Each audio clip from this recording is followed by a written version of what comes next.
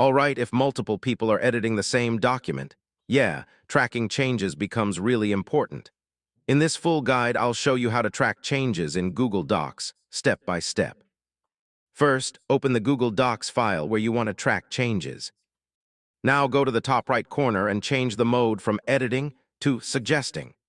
When someone edits the document in suggesting mode, the changes appear as suggestions instead of direct edits. You'll see who made the change and exactly what was edited. Click the check mark to accept a change or the X icon to reject it. You can also leave comments on specific text for feedback or discussion. For a complete record, open File, then Version History, and select See Version History. If needed, you can restore any previous version of the document. Tracking changes makes collaboration easier because everyone can review edits before finalizing them. And yeah, that's how you track changes in Google Docs. Simple feature, but incredibly useful for teamwork and editing.